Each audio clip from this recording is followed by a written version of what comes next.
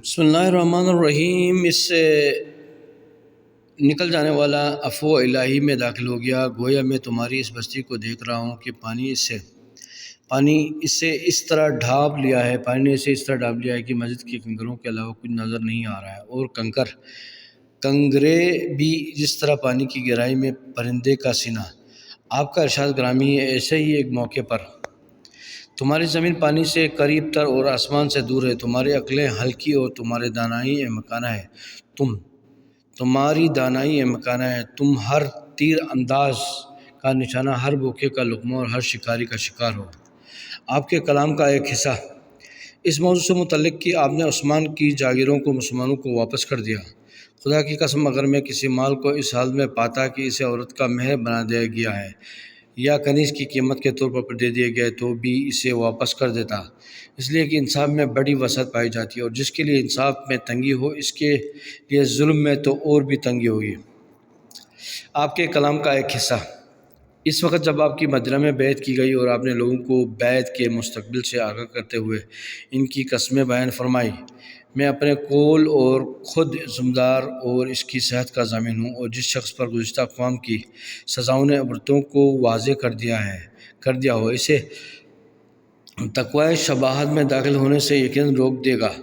آگاہ ہو جاؤ، آج تمہارے لیے وہ آزمائش اور دور پلٹ آیا ہے جو اس وقت تھا جب پروردگار نے اپنے رسول صلی اللہ علیہ وسلم کو بھیجا تھا۔ قسم ہے اس پروردگار کی جس نے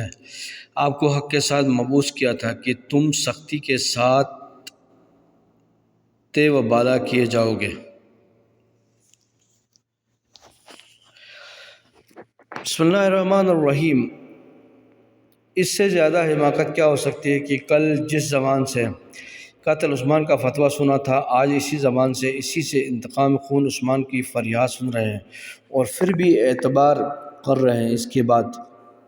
ایک اونٹ کی حفاظت پر ہزاروں جانیں قربان کر رہے ہیں،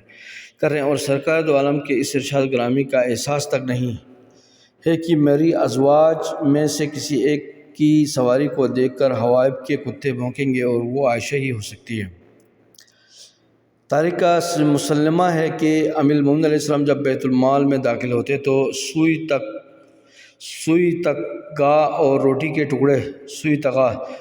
ٹکڑے تک تقسیم کر دیا کرتے تھے، اور اس کے بعد جھاڑو دے کر 2 رکعت نماز ادا کرتے تھے تاکہ یہ زمین روز قیامت علیہ السلام کے عدل و انصاف کی گواہی دے۔ اور اسی بنیاد پر آپ نے عثمان کو عطا کردہ جاگیروں کو واپسی کا حکم دے دیا، اور صدقہ کے اونٹ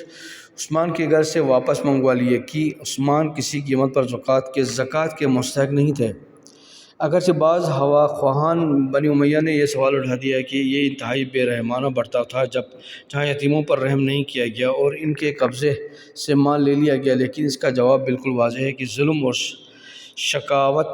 شقاوت کا مظاہرہ اس نے کیا ہے جس نے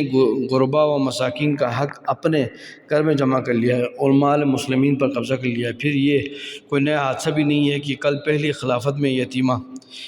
رسول اکرم صلی اللہ علیہ وسلم پر کب رحم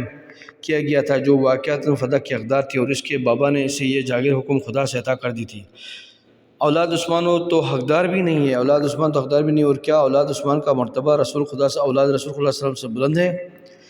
یا ہر دور کے لیے ایک نئی شریعت مرتب کی جاتی ہے اور اس کا محور سرکاری، مسلح اور جماعتی فوائد ہی ہوتے ہیں؟